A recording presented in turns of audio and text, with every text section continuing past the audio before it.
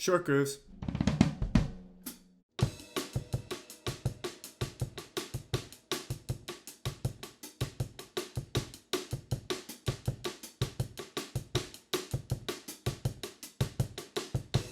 Okay, let's start with the hi-hat. It's played on each eighth note with an emphasis on 2 and 4. 1 and 2 and 3 and 4 and 1 and 2 and 3 and 4 and...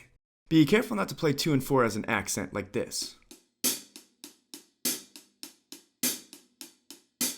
We just want to give it a little more emphasis than the other notes, like this.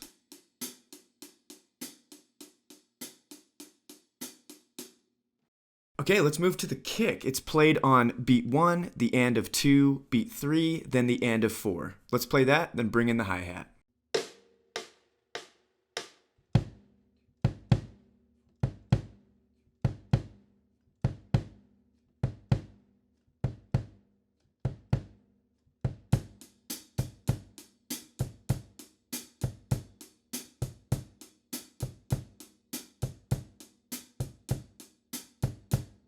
Now for the left hand, there are many patterns you could play, and that goes for this entire groove, the hi-hat and kick. What I'm showing you here is one version of a samba, but for this pattern, play a snare cross stick on beats 1, 2, the and of 3, the and of 4 of the first bar, and the and of 1, the and of 2, the and of 3, and beat 4 of the second bar. Let's play that, then bring everything in.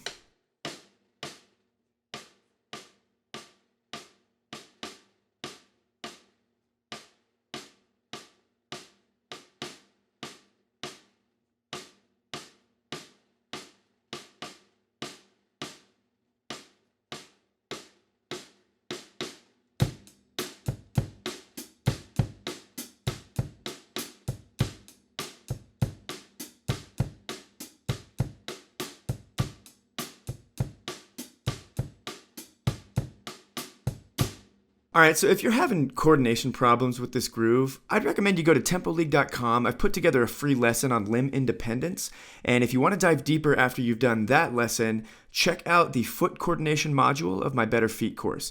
You'll get lessons and exercises to help you improve your coordination and get this samba sounding great.